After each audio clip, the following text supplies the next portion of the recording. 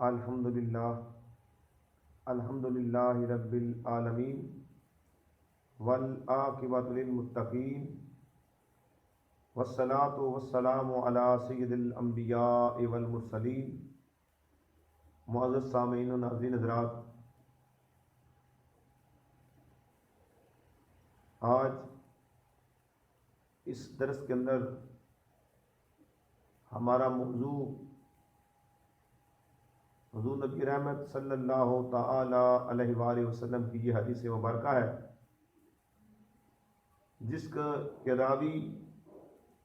حضرت عبادہ بن صامت رضی اللہ تعالیٰ عنہ ہے۔ وہ روایت کرتے ہیں کہ ان النبی صلی اللہ تعالی علیہ وآلہ وسلم، کہ حضور نبی کریم صلی اللہ تعالی علیہ وآلہ وسلم نے ارشاد فرمایا کہ ادمنوا لی ستۃ من انفسکم اضمن لکم الجنہ، کہ حضور نبی کریم صلی اللہ تعالی علیہ وسلم نے ارشاد فرمایا، مشکات شریف کے اندر یہ حدیث طیبہ موجود ہے کتاب الآداب میں، کہ اللہ کے پیارے محبوب آقا علیہ الصلوۃ والسلام نے ارشاد فرمایا کہ تم میرے سامنے 6 باتوں کا ذمہ لے لو اور میں تمہارے لیے جنت کا ذمہ لیتا ہوں۔ گویا کہ اس حدیث طیبہ کے اندر اللہ کے پیارے محبوب آقا علیہ الصلوۃ والسلام نے ارشاد فرمایا کہ جو بندہ مومن مجھے 6 چیزوں کی ضمانت دیتا ہے، میں محبوب خدا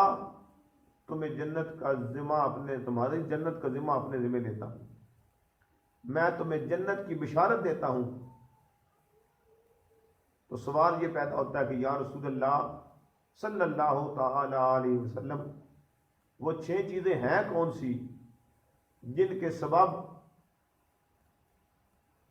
رب کائنات اپنے پیارے محبوب آقا علیہ الصلوۃ والسلام کے صدقے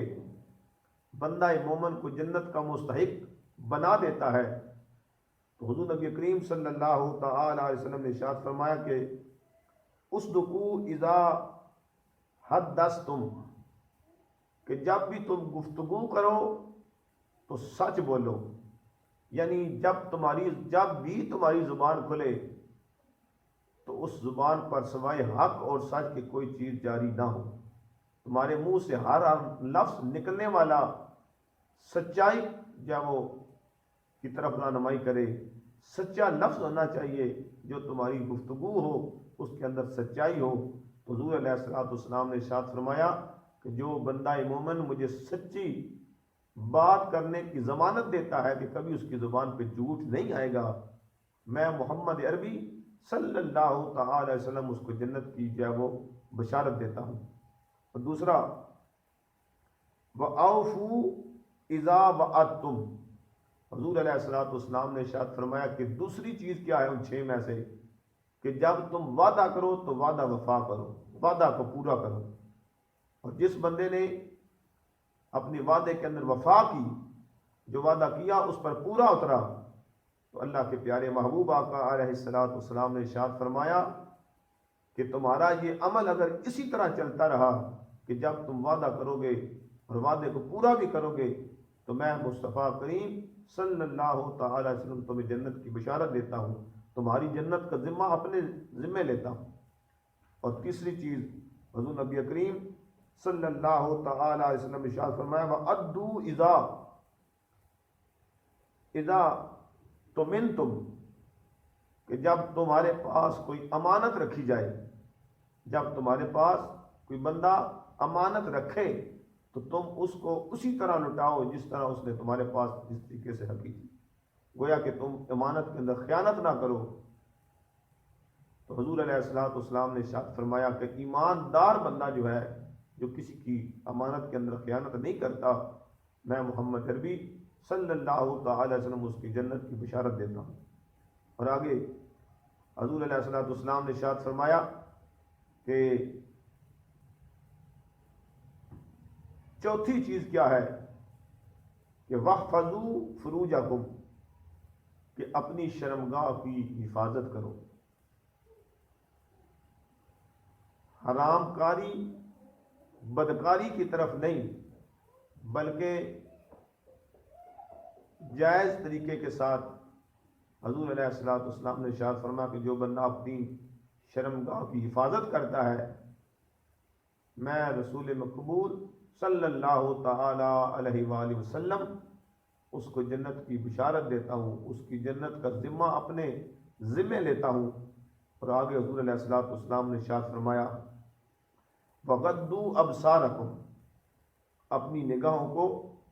نیچا رکھو، اور چھٹا وَكُفُّوا أَيْدِيَكُمْ،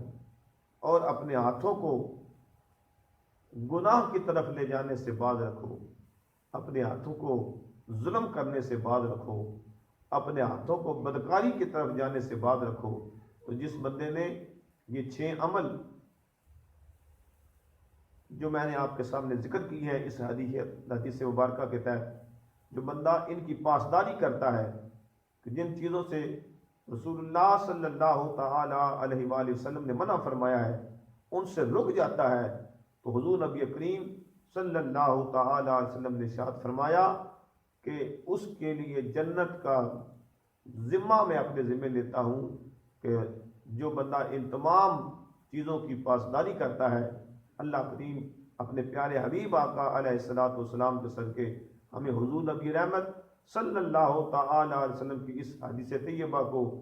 ہمارے لیے باعث رحمت و برکت بنائے اور اس پہ عمل کرنے کی توفیق عطا فرمائے۔ وآخر دعوانا الحمدللہ رب العالمین۔